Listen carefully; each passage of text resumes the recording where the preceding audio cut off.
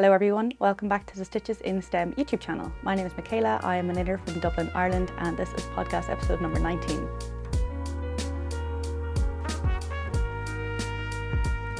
It's been a month since my last upload, which I didn't expect, but looking back it makes sense because I've just been so busy.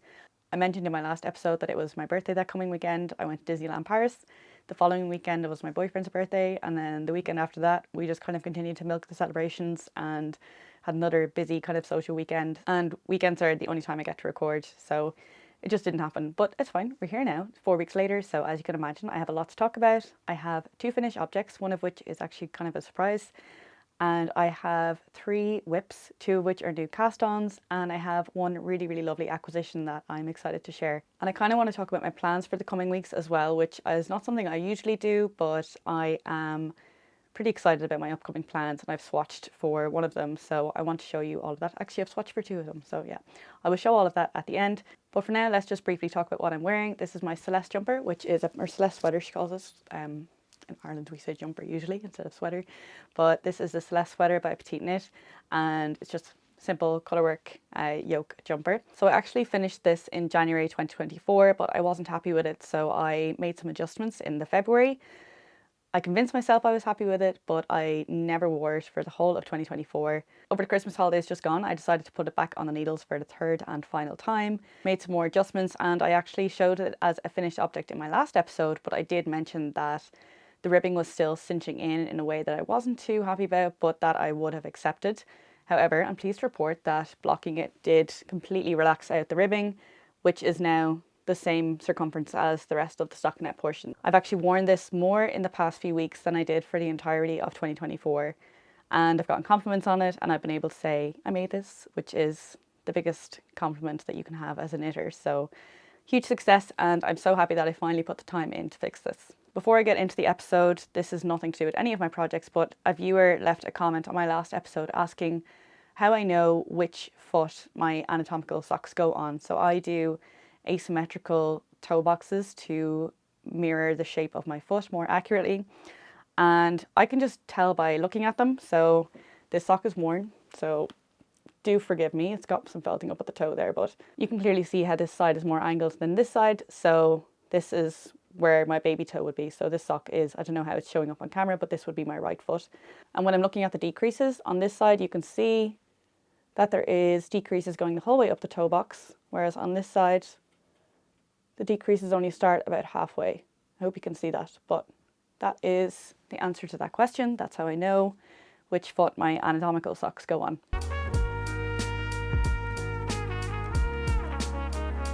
So on to finished objects. My first finished object is my field inspired mittens. These are inspired by the field mittens by Camilla Bad. Her pattern is made for DK weight yarn. It's got a 1x1 longer cuff, and it's also fingerless. So you can see that mine is quite different in that I did a 2x2 cuff, it's fingering weight, and it's also a full mitten. I had read some bad reviews on the pattern, so I actually decided to put my money somewhere else, and I purchased the Grow Socks pattern by Fibertails, which are a sock pattern that also have this same motif along the top of the leg.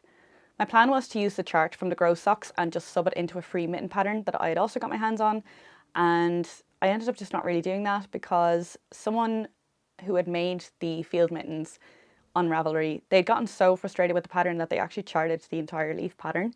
And I don't know if it's charted in the pattern itself, if they charted it from scratch, or if they recharted it in a way that was easier for them to understand. But I ended up just using that person's chart and, as I said, subbing it into a free mitten pattern.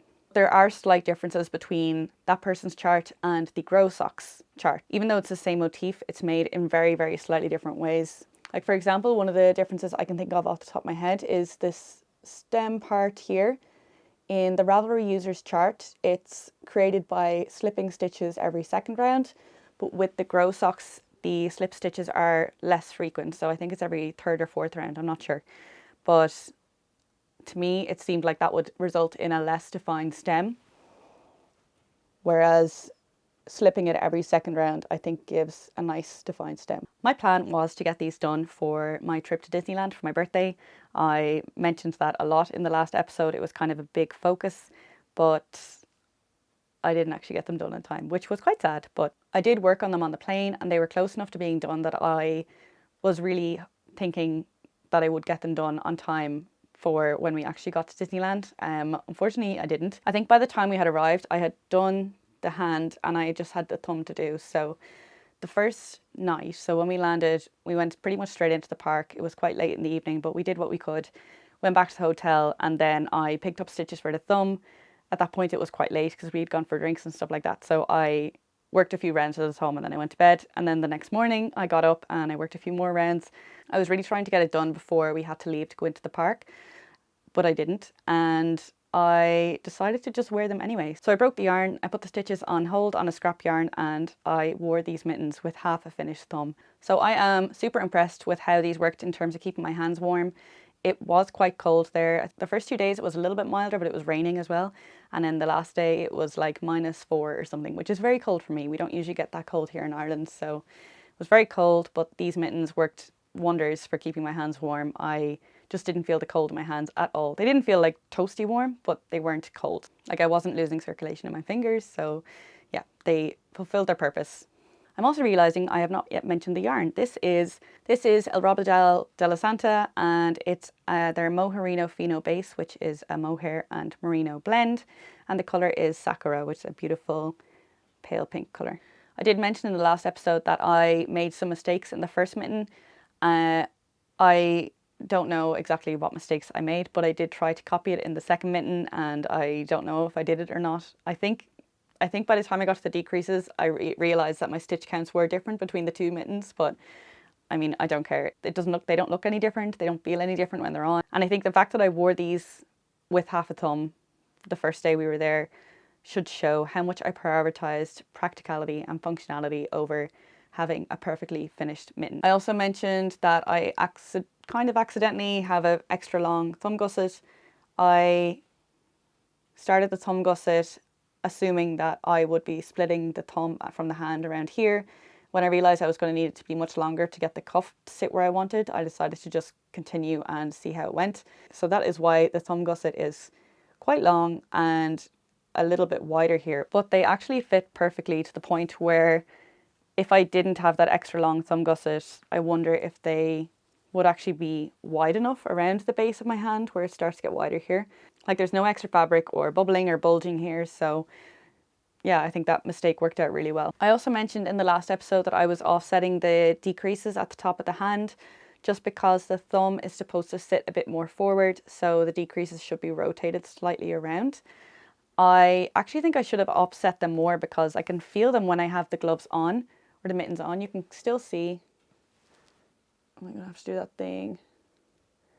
You can see that the increases are not in line with my hand. Like these increases are further back and the other ones are a little bit more forward. So I actually should have started the decreases here rather than here. I'm sorry, I know that's blurry. Let me scooch forward. So I actually should have started the decreases like here instead of over here. And on the other side, which I can't twist my hand in that way, they're more forward, like more towards the front of my hand. And yeah, I should have basically started the decreases like 2 stitches before where I did start them. It doesn't bother me too much, but I can actually feel it. And I find myself when I'm wearing these kind of twisting them around so that the decreases sit more naturally where my fingers start to taper. So that's something that I would do differently if I made them again. It doesn't bother me enough to actually redo them, but yeah, certainly if I made them again, I would offset the decreases a little bit more. Otherwise, I am so happy with these. Actually, I'm over the moon. I'm delighted with how they turned out, considering it was a very last minute decision, a very kind of quick deadline, and I had to do a lot of thinking and I wasn't really following a pattern. I'm delighted with how they worked out. So yeah, really, really happy. Would I make them again? Probably at some point. I would, yeah, I wouldn't say no. I don't feel a need to own another pair, but certainly for a gift or something, they would be a really nice thing to make. And I've also blocked them, which, you know, you might think is unnecessary considering they're just mittens, but it definitely did even out the lumps and bumps and they look a lot more pristine now that they've been blocked.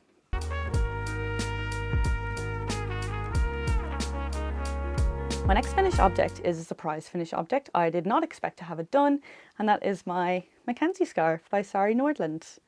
This is a 2-colour brioche scarf. The yarn that I'm using is Ballyhore Fibres 4-ply sock. The dark colour is called Lake Muskerry and the light colour is called Wild Atlantic Way. And these yarns were gifted to me by Sierra of Ballihor Fibres and they're part of her Ireland collection. I did not expect to have this finished for this episode. So in case you're new here, this is as I said, this is a 2-colour brioche scarf and it's got these diagonal garter stitch sections. The pattern has 4 of these diagonal stripes, but I cast on fewer stitches than in the pattern. So my scarf is about 3/4 the width of the sample pattern, the sample scarf. So that means that those diagonal stripe sections are going to be shorter lengthwise, which means that to get an appropriate length scarf, I might have needed to add more diagonal stripes. So I was going to do 5 diagonal stripes. That was my plan all along. However, I did mention that I was going to do a mid-project block after I'd finished the 4th stripe. So I did that and it grew way more than I expected.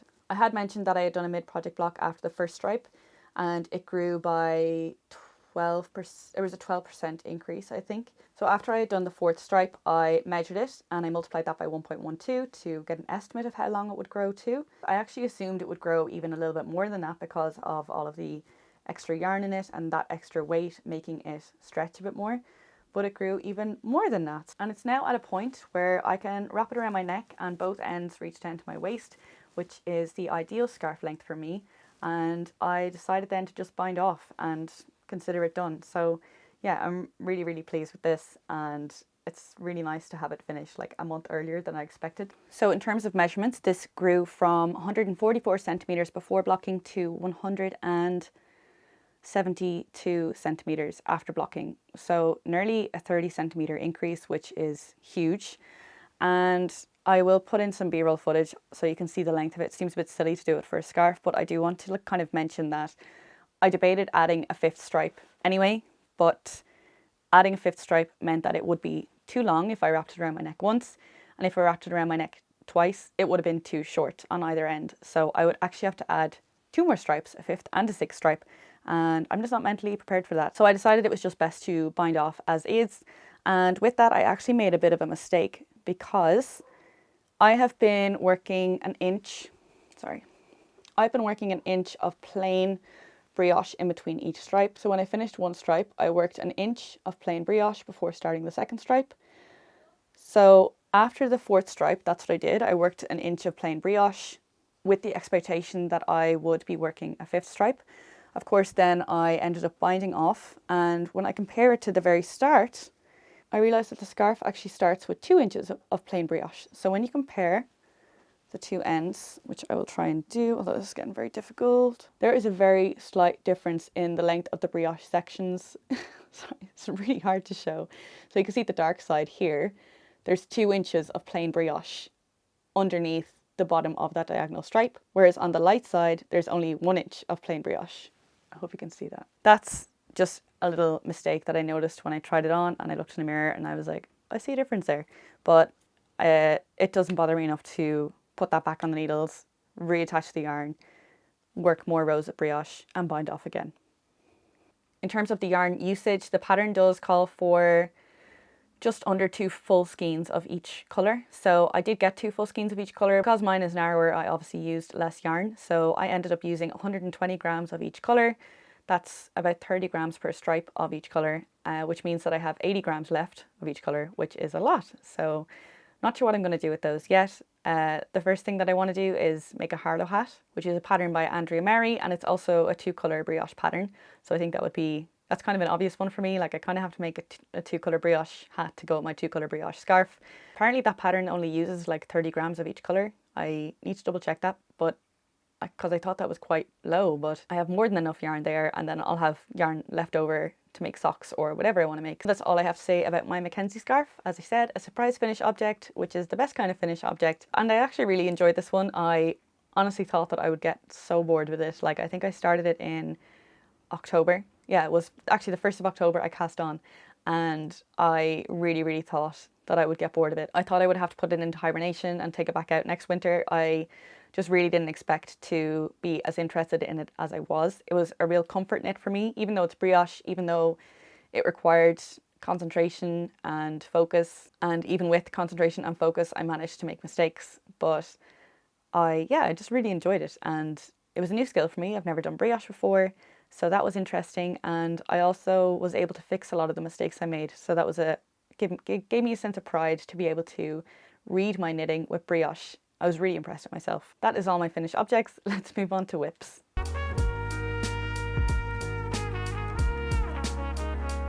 My first work in progress is the Levitate Wrap, which is a pattern by My Favourite Things knitwear. It's hard to see the state of this, but I will just put in some B-roll footage of me wearing it, if that's okay. It's a wrap cardigan pattern by My Favourite Things knitwear.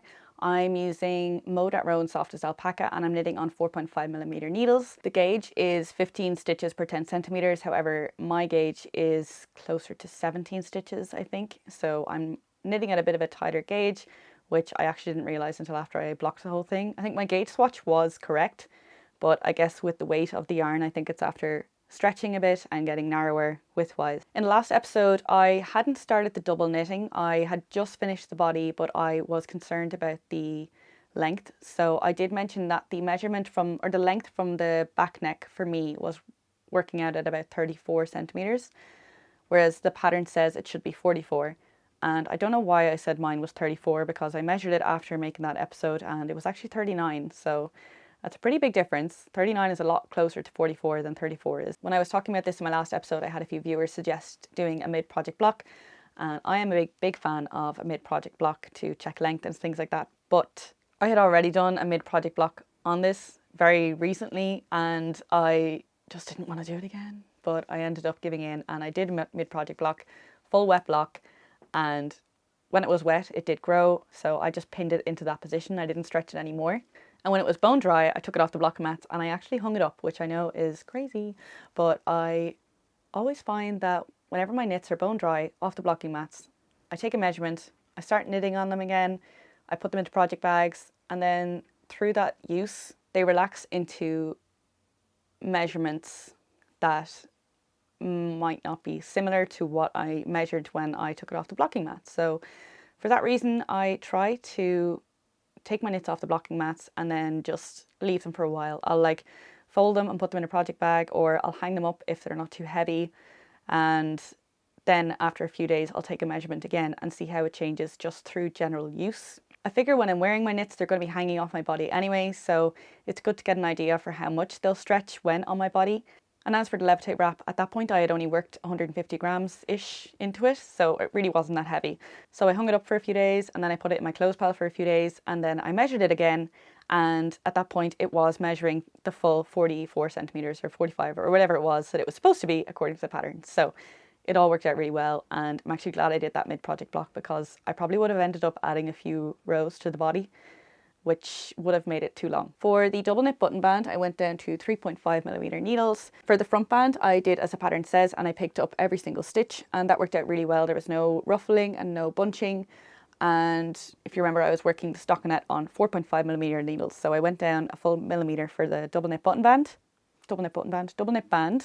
As an aside, I actually did plan to work on this in Disneyland. I mentioned that in my last episode that I wanted to get that front edge picked up so I could get it done in Disneyland. It probably comes as a surprise to nobody that I got nothing done in Disneyland. I was obviously on roller coasters and stuff and not knitting, so I got nothing done of the front band. But it was just funny because on the very last day, between driving to the airport, waiting in the airport, being on the flight, I actually got most of that front edge done. So although I didn't work on it in Disneyland, I nearly got it complete on the holiday, which was great. The pattern is quite clear up until the bottom band here.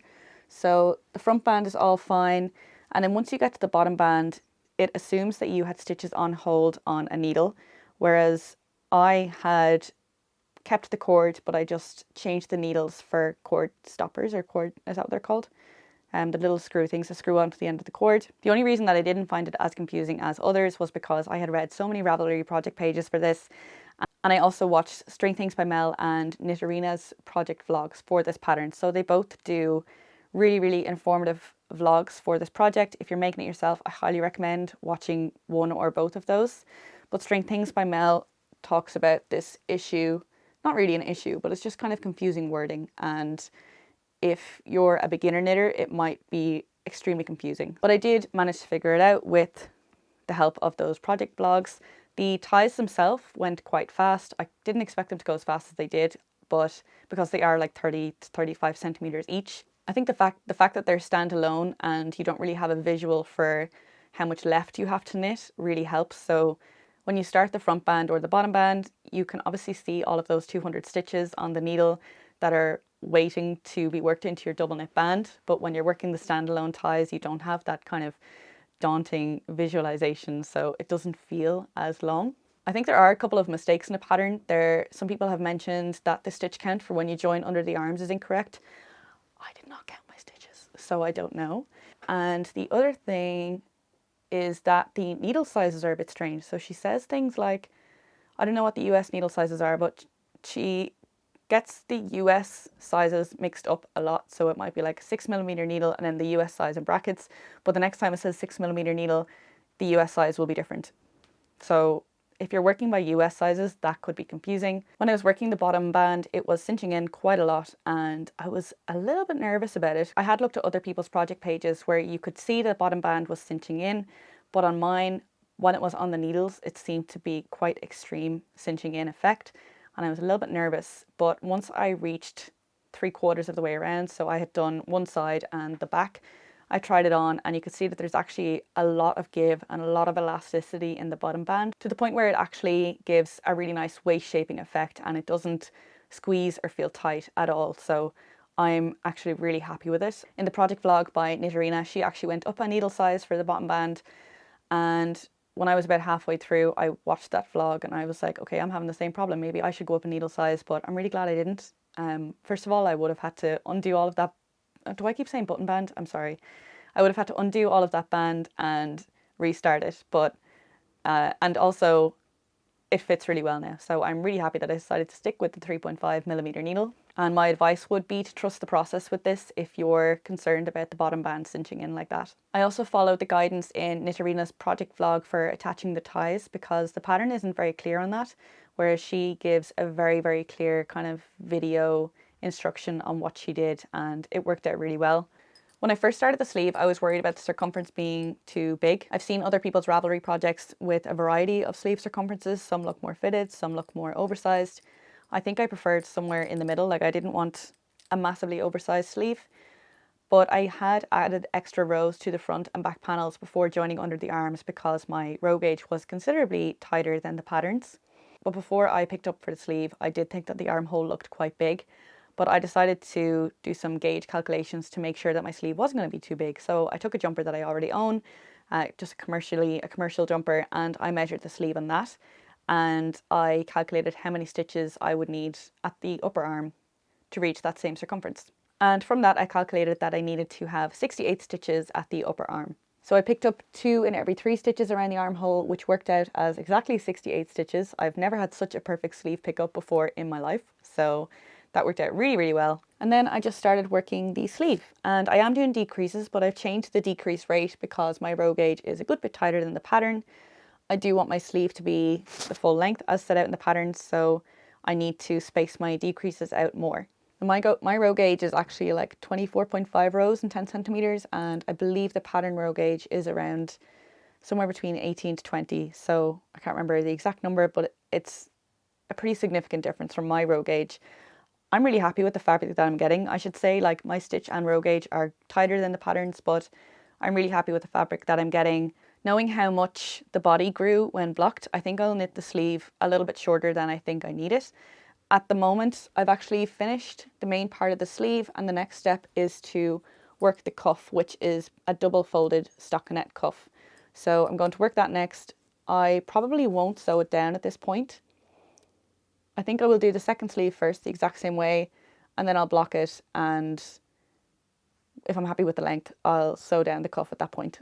I really don't have much knitting time left on this. I think the sleeve I got done in one day, and that was kind of on and off between doing all of my other life stuff. So I definitely think I can get this done within the week. Hopefully I don't have too much trial and error with getting the sleeve length correct. I don't want to do any more mid-project blocks on this. When I block it again, it's going to be the final block. So yeah, but definitely by the next episode, this should be done.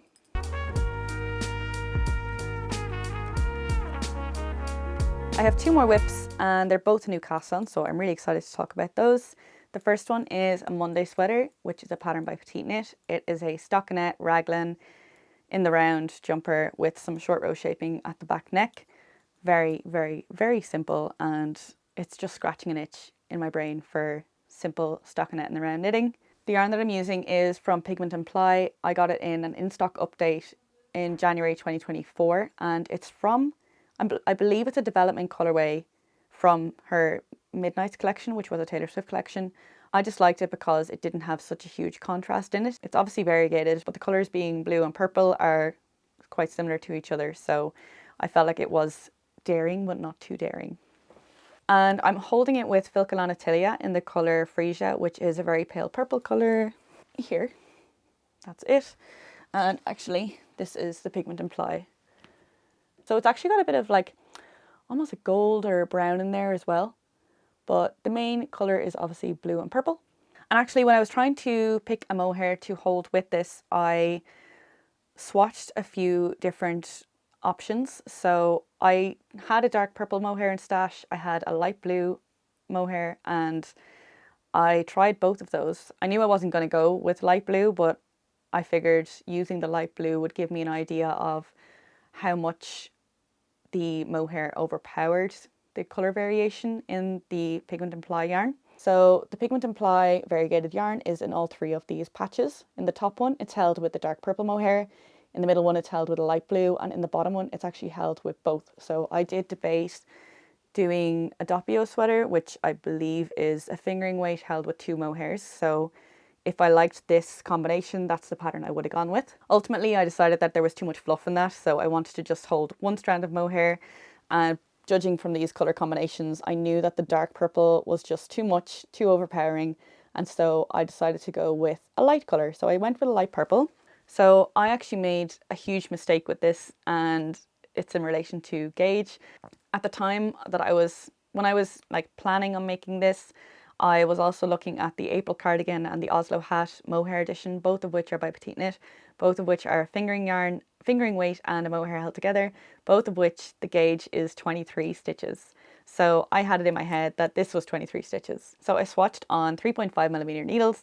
My gauge was 22 stitches, I believe. So I was like, that's too loose. I need to tighten up. So I decided to knit tighter in an effort to meet gauge. I also initially decided to make the size small, but I wanted to cast on for a size medium in the collar just to make sure it was big enough to get over my head and that it felt comfortable around my neck. So I did cast on for the size medium in the collar, and in the very, very first set of short rows, I just left out a couple of the increases so that I could readjust my stitch count to be that of the size small. Also, an interesting thing with this project is that I am timing myself using an app. So I'm using an app called Row Counter. I know somebody asked me that on my Instagram story. So it is called Row Count, or My Row Counter it's called. I'll try and link it below if I can. I think it has other features that people tend to use, but I'm just using it for the timer function, which seems a bit silly because you can use any timer app for that. So it's not necessary to get the My Row Counter app for this function, but anyway. The reason I'm timing myself is because obviously I get the same question that we all do, which is how long does it take you to make that? And I wanted to have an answer for that. So I'm picking the most simple project, a stockinette raglan in the round jumper, and I'm timing myself to see what is the quickest time that I can make a jumper in. So in the future, when someone asks me about a cable jumper, I can say it will take at least X amount of hours, plus more because it's cabled, you know. So yeah, I finished the yoke and I decided to try it on, and it felt really, really small. Like it was barely reaching under my arms. And I was thinking, okay, well, I am supposed to cast on a few extra stitches under the arms, so maybe it will fit better after that. So I cast on the extra stitches and I worked a few rounds and I tried it on again, and I was like, no, that just feels too tight. I don't know what's going on. At this point, I did some quick calculations based on the stitch count in the body and my gauge, and I realised that it was giving me 0 inches of ease. And I chalked this down to a mistake in the pattern, which would be a pretty significant mistake. Like how, I don't know why my first thought was that there must be something wrong with the pattern, because that would be like, someone would have noticed that by now. I wouldn't be the first one to notice such a huge mistake. Until I rechecked the pattern gauge and I realised it was actually supposed to be 21 stitches and not 23 stitches. And when you have 200 stitches in the body, those extra 2 stitches per 10 centimetres makes all the difference. So yeah, I realised my mistake after I had put 14.5 hours into this jumper. My first thought was maybe I don't have to frog, you know, maybe I could just keep extending the yoke until it's deep enough and like large enough to fit around my circumference or to fit around my bust, but I would not have had enough yarn for that. I would have had to make the equivalent of a size XXL in the pattern to have enough stitches to go around my bust, and according to the meterage given by the pattern, I would have been short by about 200 meters of yarn, so that was kind of a no-go. So I just put it in the bowl corner, and when I finished grieving, I picked it back up and I frogged it and I restarted it on 4mm needles, and I am happy to report that I've now met stitch gauge. My row gauge is a little bit tighter, so although I have finished the yoke according to the pattern, I am going to add a couple more rows just so that I have plenty of room under my arms. I also decided to stick to the size medium for the whole thing because that should give me 8 inches of positive ease, whereas the small was giving me 6 inches, which, I mean, I don't mind, but I'm kind of like, I have the yarn, I might as well just make it the full 8 inches. Despite the grief this has given me, I am obsessed with stockinette in the round at the moment. I just love stockinette knitting in the round. I haven't done it in so long, and the fact that I had to frog it just meant that I got to do it all again. So that is how I'm forcing myself to have a positive outlook on this. I also restarted my timer, but when I ripped this out, I actually didn't rip out the collar because that was already a size medium. Even though that was also knit on a needle size down, it does fit quite comfortably, so I didn't feel the need to rip it out. So in terms of restarting my timer, I knew that the collar took me about an hour. I actually just let the timer run for an hour and didn't knit so that it's still accurate. And so far I have logged about 11 hours, which kind of lines up with how long this took me the first time I knit it. So the first time I had 14 hours, but I'd also worked a bit of the body as well. So it's the same both times. In terms of how strict I am with the timer, like if I'm knitting and I get a text and I reply to the text, I'm not going to pause the timer. But if I go and make myself a cup of coffee, I'll pause the timer. Sometimes I forget to pause the timer equally, sometimes I forget to start it. So I feel like it balances out in the end. And as I said, so far the yoke has taken me the same amount of time both times. So obviously it is evening out. The last thing I'll say about this for now, because I know I've been talking for ages, is the collar has some double knit rounds, which I had heard about in petite knit patterns. I had never knit a petite knit pattern that had these double knit rounds, but I know they are in the weekend hat. I had always assumed that these double knit rounds referred to knitting a stitch, slipping the next one purlwise with yarn in front and repeating that around, and then repeating that round exactly the same 2 or 3 times. I just assumed that based on the knowledge that these rounds are supposed to help encourage the ribbing to fold in the position that you want it to fold in. And I made a 1x1 ribbed hat last year where I did these double knit rounds. So I actually followed a YouTube tutorial for it where she instructs you to do just that. You knit one, you slip one purlwise with yarn in front, you repeat that for the whole round, and then you repeat the round. I think she says, I can't remember how many times, but I did it 3 times, 2 or 3 times. And in my experience, that made the ribbing fold really, really well, really nice and crisp, and no, there's no kind of rolling of the ribbing or anything. So it worked out really, really well. And I was kind of surprised when I heard people talk about the Monday sweater or the weekend hat where they decided to omit those rounds because they don't feel like those rounds do anything for the fold. When I started knitting this pattern, I realised that the double knit rounds are actually alternating. So you knit one, slip one purlwise with yarn in front, and then on the next round you actually slip one with yarn in back, and then you purl the next one. In my head, I don't understand how that is supposed to help it fold. When you are repeating the same round, so when you're knitting and then slipping and knitting and slipping, and then you repeat that 3 times, for example, you've got 3 knits on top of each other, and you've also got 1 stitch that has been slipped the whole time. And that 1 stitch being in the back is going to pull the ribbing over, and that's why it folds. That's just my understanding of it. I could be completely wrong, but just from making that 1x1 ribbed hat last year and noticing that that's what was happening, that's my interpretation of it. So my point is that I don't understand why it's done this way in this pattern. I did do it, I did follow it according to pattern. As expected, it didn't cause the ribbing to fold. And if I did it again, I would just do it where I knit one, slip one, and then repeat that round twice. I wouldn't alternate knit one, slip one, and then the next round slip one, purl one. Does that make sense? Having said that, I am absolutely not an expert. I do not claim to be. I get things wrong all the time, and I could be completely off the mark with this, and if I am, I'm just going to delete all this footage because I don't want to embarrass myself.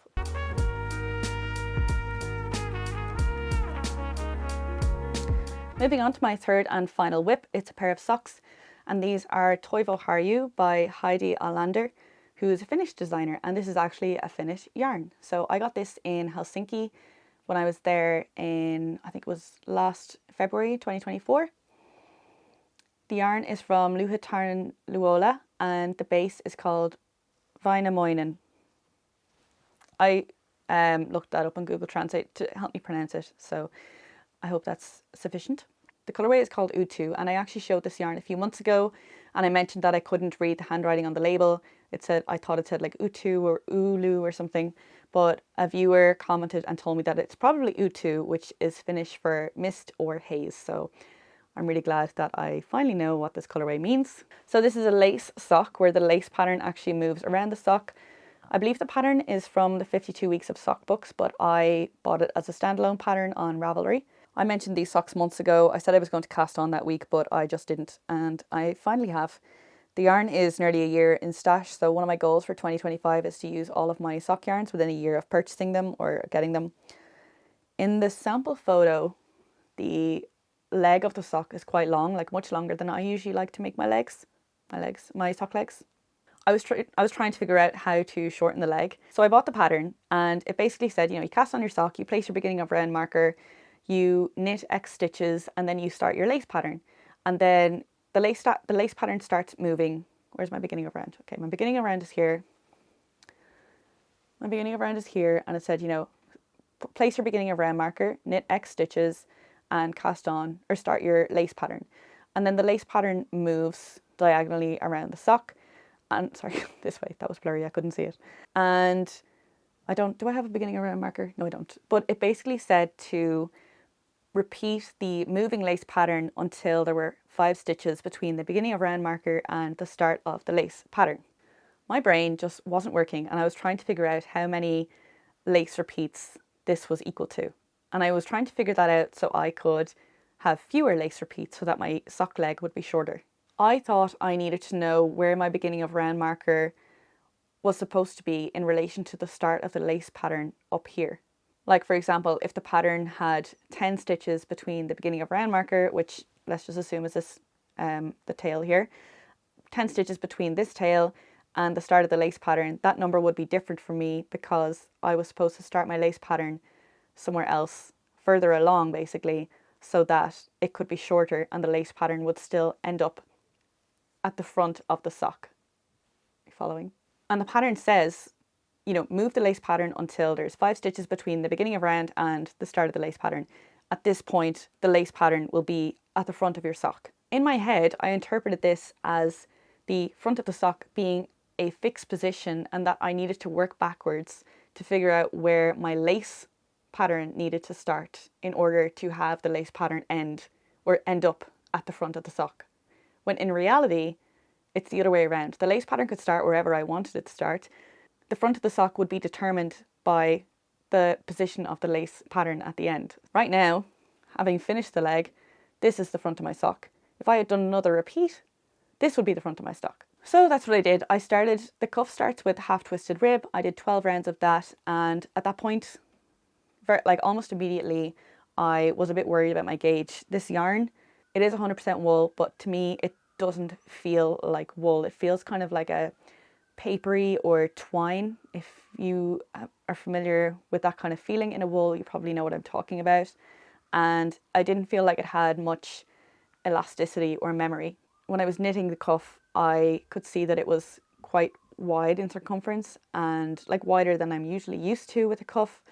So I was a bit worried about the size, and also as I continued working the lace pattern, I could see that there were certain areas where the stitches they just looked a lot more gappy and loose than I would have liked. Only with the lace pattern. With the stockinette it looked fine, but with the lace it was something the way stitches, especially with stitches that sat next to yarn overs, I noticed that the yarn from that yarn over tended to just slip into the adjacent stitch, making the stitch look a little bit loose and the yarn over not look as loose as it should have.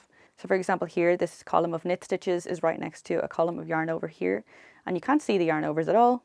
but because it looks like all of the yarn from the yarn overs has just shifted over into the knit stitches, making them really wide and gappy. That same column of stitches is like repeated down here somewhere.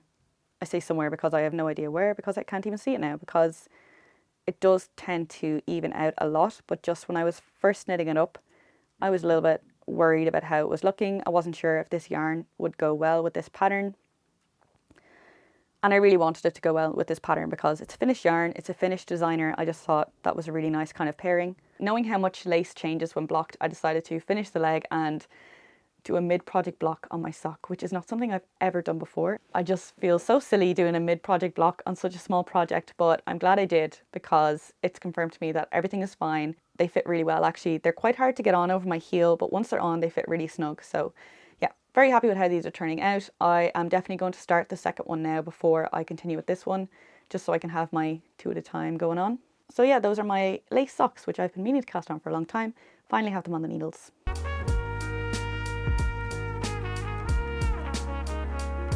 So I wanted to talk about some plans, which, as I said at the start of the video, is not something I've done in a while, but I do have 3 whips at the moment that I'm confident will be finished soon enough. The Levitate Wrap is definitely going to be done very soon. The Monday sweater is flying off the needles despite that big road bump, and socks are socks. Socks will get done when they get done. So I have 3 whips at the moment, which is just perfect. I love having 3 whips. I just feel so chill. Like, I'm not stressed at all about my whips like I used to be, especially over Christmas. That was just a nightmare. I was so stressed about all my whips over Christmas. So yeah, I'm really, really happy that I'm down to my happy number. And I already have my next 3 whips planned, which I will talk about now. So the first one is also leaning into acquisitions.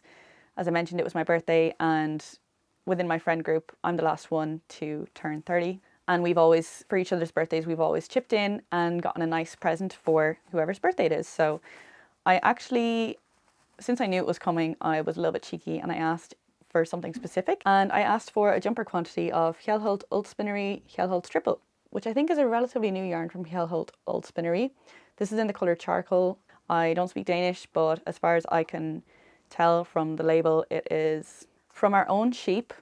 I can understand that much. And I understand the word old, and with some Falkland merino. And you can definitely feel the merino in this. It feels a lot softer than I was expecting. I was prepared for this to feel like a really, the rustic Irish wools that you can get, like the Donegal wools. I was expecting it to feel the same as those, but it is so much softer, and I was just so happy when I opened the box and I could feel it, and I was like, oh, I can't wait to work with this. I'm actually going to make a Dagmar zipper sweater with this. That is a pattern by Petite Knit. It's a cabled zipper sweater, and she actually uses this yarn in all of her Dagmar patterns. And I am also making this with Ode from Baubles and Berries. So I think she shared it in her Instagram story back in like October, November, and she said that she really wanted to make it, and I messaged her and I said, I really want to make that too, but I don't have any time right now. Do you want to cast on like in March? And she was like, yeah, let's do it. We're both going to cast on next month, which I'm obviously so excited for. It's such a special yarn, having received it for my birthday. The fact that it's Danish and not something I've ever worked with before, and not something I would easily have access to, or would, you know, it's not the first yarn that I would ever reach for. So the pattern was also gifted to me by a viewer, so thank you so much for that. I'm just feeling really, really grateful and really excited to cast on this project. I feel like it's going to have a special place in my heart. The next plan that I want to talk about is another pair of socks. I was wearing my pressed flowers socks at my boyfriend's house, and he was like, I really like your socks. I would wear those. And I was like, you know they're flowers, right? And he was like, yeah. And I was like, would you prefer if they were skulls? And he was like, yes, I would. So the pressed skulls socks were born. This is so cute. Okay, so these are like my attempts at getting a pressed skull pattern out of the pressed flower pattern. The yarn is Rosa Pomar Mondim. I showed it in my last episode. I said it was going to be an exciting sock project, modified from a pattern that I already own. So of course I am modifying the pressed flowers pattern to be the pressed skulls socks. With this swatch, I really tried to maintain the techniques that are used in the pressed flowers socks. I think they're the only... I don't have a lot of experience with mosaic knitting. I've only made the pressed flowers socks and the Carla cardigan, although I would say that the pressed flowers socks have more intricacy in the mosaic techniques that are used. I don't know if those techniques are unique to the pressed flowers socks or if they're just standard mosaic knitting techniques. If there's any mosaic knitting experts out there, I would love to hear your input on that, because I ended up having to make some changes to the techniques that were used, which is not what I wanted to do. I really wanted to be able to say that this uses the exact same techniques as the pressed flower socks, but I just couldn't get the skull shape to work by doing that. So I'm actually just going to put a picture up here and I'll show all 4 of my techniques. Another important thing was that I wanted to make sure the chart was the same number of stitches and the same number of rows as the pressed flower socks, so that you could just sub in the pressed skull into the pressed flowers sock. I'm assuming that the chart in the pressed flowers socks is the same as the chart in all of the pressed flowers patterns. I could be wrong with that. I know there's a free pressed flowers, is it like a kerchief or a small shawl available on possibly the hobby website.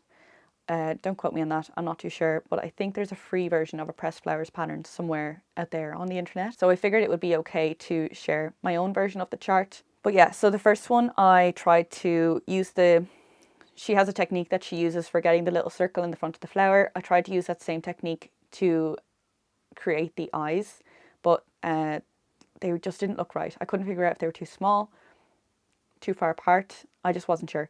I also thought that maybe he needed a mouth or a nose, So in the next iteration, I gave him a mouth and I also put the eyes closer together, and it was definitely better, but still not there.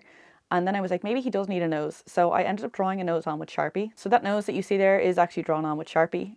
Wouldn't recommend, but I just wanted to see if that's what he needed. And I still wasn't sure, to be honest. So then I looked up some kind of 8-bit pixelated images of skulls, and I noticed that they all had teeth. And I was like, how can I give it teeth?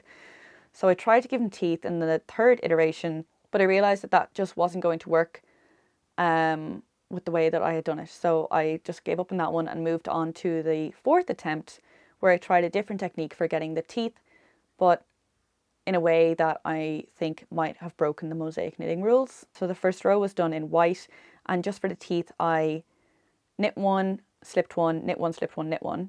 And then on the return row, because it was the wrong side, I purled all 5 of those stitches. So what I think I'm supposed to do according to the mosaic knitting rules is slip every second stitch still, like repeat in the second row what I did in the first row. But that's what I tried to do at that first attempt with the teeth, and then I couldn't make it work for the 2 rows above that. If you're a mosaic knitting expert, you can tell me if that's breaking rules.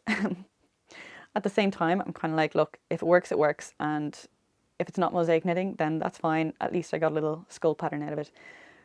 So I was really happy with that one, actually. I made the eyes bigger as well, and then but I did wonder if he needed a nose. So I did a 5th and final attempt. I used the same technique for the teeth, but I put the eyes up higher and I gave him a nose. And I also tried to give a curved effect to the top of the skull.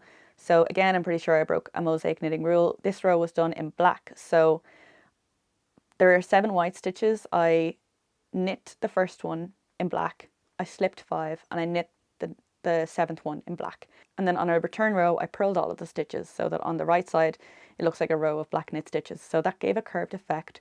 But again, the fact that I did something different in the right side versus the wrong side possibly breaks a mosaic knitting rule. Long story short, I am really happy with how these worked out. I'm probably going to go with the 4th attempt, but I will give him the curved skull. But I kind of like the eyes being a little bit lower down, and I don't think it needs a nose. So I'm quite happy to go with that. The other thing I've realised is that if I want to do this, I'll need to make these toe up, which is fine. I made the original pressed flower socks cuff down, but I can do toe up, it's no problem. So once I finish the Levitate Wrap, I'm going to cast on the Dagmar jacket or zipper sweater. Once I finish the lace socks, I'm going to cast on the pressed skull socks. And once I finish my Monday sweater, I am going to cast on the April cardigan by Petite Knit, which is a stockinette. I think it's a contiguous shoulder construction cardigan, V-neck. The pattern was once again gifted to me by a viewer. So again, thank you so much from the bottom of my heart. I'm just so blown away by people's generosity and very grateful. So thank you so much. And the yarn that I'm going to use is from Sorella Yarn. This is from their garden collection, which was released it was available for pre-order last March or April, I believe. And I ordered the colour Limelight. So I got I believe this is the classic sock base, and this is just their silk mohair base. And yeah, I kind of knew when I got these colours that I wanted to make the April cardigan. I'm really obsessed with these colours because they look green in some light. So I'm like, I'll turn that light down. Janie Mac. Sorry, it's getting a bit dark in here, so I had to adjust the lighting. But yeah, that's pretty much all I have to say about that. It's going to be my next stockinette garment cast on, which you can never have enough of. So yeah, very excited to cast this on. And that is everything. That was a very long episode, I'm assuming. I will see when I go down to edit, but I know that I've been recording for quite a while now, so I did expect that considering it's been so long since my last episode. If you're still here, thank you very much. And if you enjoyed this video, please do give it a thumbs up. Leave a comment down below if you have any questions or you want clarity on any of the things I talked about. And if you want to see more from me and you're not subscribed, please do subscribe. I'm actually quite close to 4,000 subscribers, and I realised we're coming up to my 1 year anniversary on YouTube. So I'm thinking it would obviously be amazing if I could reach 4,000 subscribers before I reach that 1 year anniversary. But if I don't, it's not a big deal. It just sounds kind of nice to align, you know? Otherwise, if you've been absolutely starved for stitches and stem content, you can watch my Make 9 video that I just posted recently. I talked about my 2024 Make 9 in review and my plans for 2025. That video took me way longer to edit than most of my videos. There's just a lot more to it, and it took me a lot longer to like make the thumbnail, and yeah, just everything about it took me so much longer, but I'm really happy with how it turned out. And I know it's not everyone's cup of tea, like most people prefer a standard knitting podcast, but if you've watched all of the knitting podcasts that you can think of and you're still looking for knitting content, feel free to put it on in the background, give it a chance, you might like it. So that's all I'll say about plugging my own content. Otherwise, I will let you get back to your knitting, and I'll see you in the next video. Bye!